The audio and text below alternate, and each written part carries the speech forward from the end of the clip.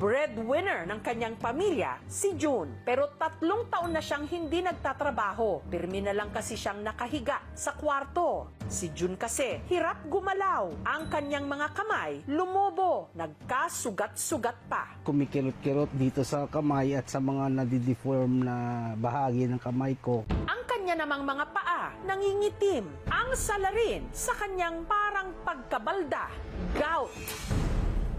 Nung nagkasakit na siya, gumuho na lahat. Masakit, pero fighting lang yapon. Mahilig ka bang uminom ng alkohol, kumain ng red meat, mga hipon, alimango at shellfish? Panoorin mo ito at baka hindi mo namamalayan, kandidato ka na palang magka-gout. Ang gout, uri ng arthritis o rayuma na bunsod ng mataas na uric acid sa katawan. Ang inaatake nito, ang ating joints o kasukasuan. Dito sa Bacolod City nakatira si June na dahil sa kanyang gout, hirap ngayong gumalaw. Masakit talaga pag umatake yan dito sa tuhod. Kasi hindi ko magalaw. Ang nagsisilbi niya ngayong mga kamay at paa, ang kanyang nanay Gigi. Siya ang breadwinner namon. Nung nagkasakit na siya, gumuho na lahat. Masakit, pero fighting lang yapon. Kasi nanay alagaan ko gid siya. College pa lang daw si June nung una siyang nakaramdam ng mga sintomas. Way back 2006, palating sumasakit yung joints ko. Yung sa paa, and then sa tuhod, mga kamay ko po, meron na akong mga hindi nahahawakan. Hindi po ako nagpa-check up.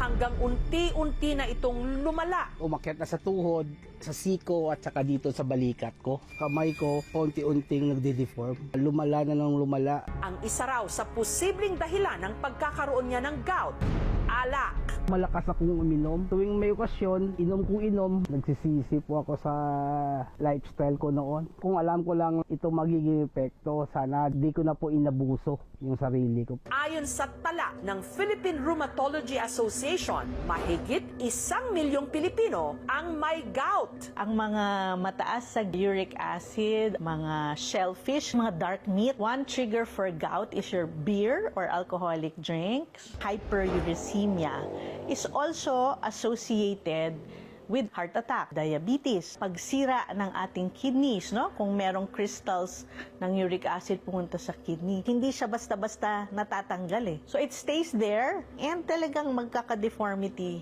sa mga joints. Pero walang quick fix. Parang alta presyon yan eh. For life din siya. Usually, kailangan rin ng maintenance na gamot.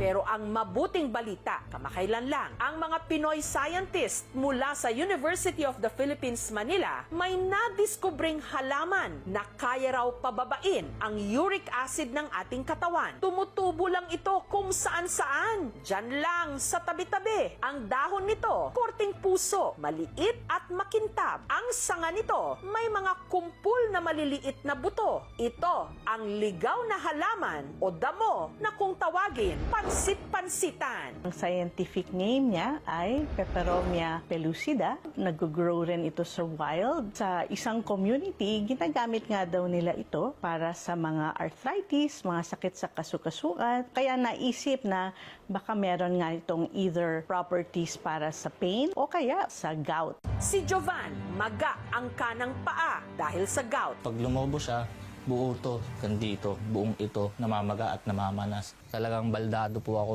nasa bahay lang po ako at di makalakad. Ang inirekomenda raw sa kanya ng kanyang biyanan, pansit-pansitan. Nakita lang nila sa bakuran po nila. Ang mga nakuhang dahon, pinakuluan niya.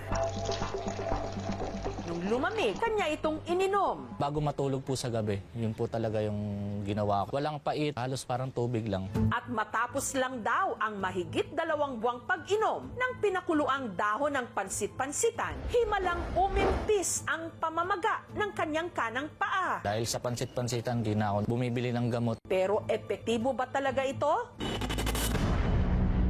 Ayon sa pag-aaral ng UP Manila Institute of Herbal Medicine of the National Institutes of Health, ang pansit-pansitan o kilala rin sa tawag na ulasimang bato, nakitaan nila ng anti-inflammatory at hyperuricemia properties. Ibig sabihin, mabisa itong gamot sa pamamaga ng katawan. Nire-research muna sa laboratorio. Tinitingnan kung meron nga itong pharmacologic activity. So yung initial study sa animals, nakita maganda yung effect na to. Nakababa siya ng serum uric acid levels at safe. Yun lang yung time na ginawa ng clinical trials. At matapos ang halos 10 taon ng masusing clinical trials, matagumpay raw silang nakadevelop ng gamot o tableta gamit ang pansit-pansitan na makatutulong sa pagpapababa ng serum uric level ng isang tao sa natural na paraan. Hindi kasi katulad ng ibang gamot gaya ng allopurinol at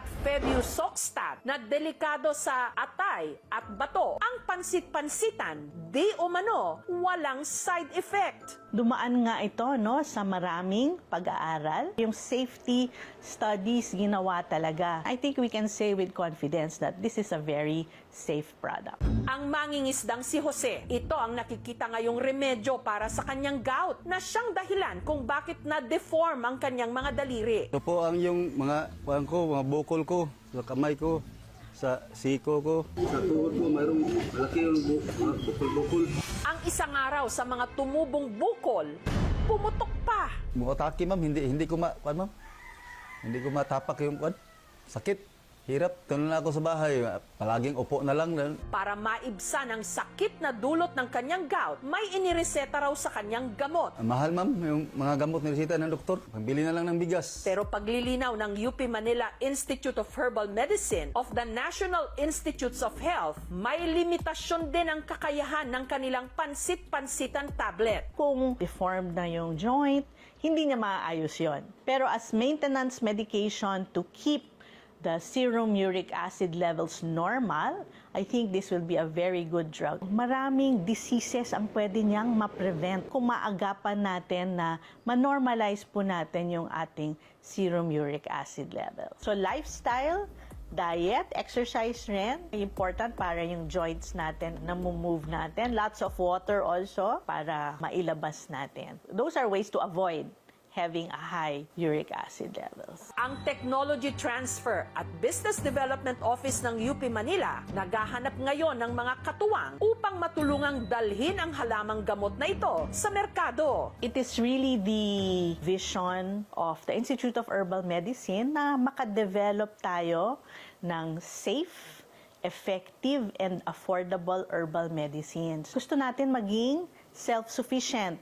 Hindi tayo import ng mga gamot. Hindi naman magkaka-scarcity kung ang mga tao gagamit nito para sa kanilang personal use. Yung seeds, kahit yung stem cuttings o kaya yung leaves, ipaplant lang natin, madali po siyang tumubo. Usually by 2 to 3 months, pwede na siyang ma-harvest. Nakaka-boost ng pag-asa, lalo na sa katulad namin may mga gout. Malaking tulong yun ma'am, kapag yan na gamot kayo nandito na sa bakuran. Nakamamangha na ang ligaw na halaman o damo na pansit-pansitan, tila rin pansit, pinaniniwala ang kayang magpahaba at sumalba ng buhay.